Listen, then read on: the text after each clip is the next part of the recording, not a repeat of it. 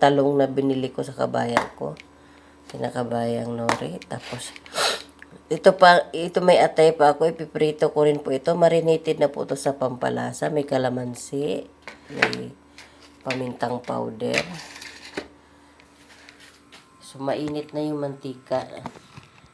Huwag naman manalsik to. Handa tayo ng takip. Handa ng takip.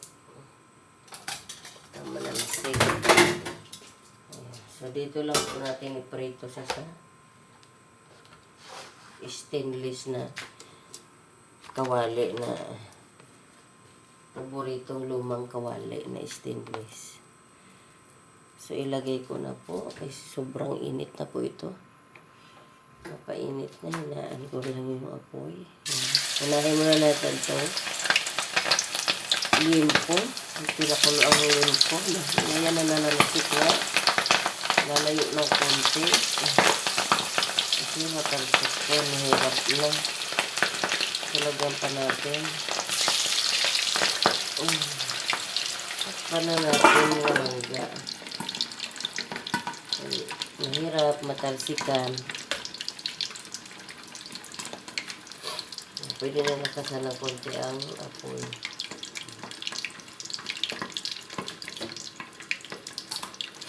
Ngayon po mga palangga ay araw ng Friday. Friday 2025. Hindi ko muna papapasukin ngayon ang anak ko sa school. Friday kasi may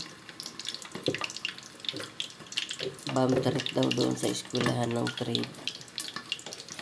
Mahirap na. Total Friday na naman na. Kaya sa Lunes na lang siya papasok. Hindi maganda yung ganyan na eskwelahan, may mga ganyan mga bomb trip.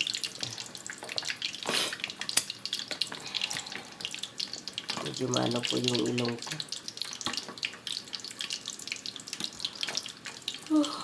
Ang lamig na ngayon. Sobrang lamig na ngayon mga palangga. Tingnan natin.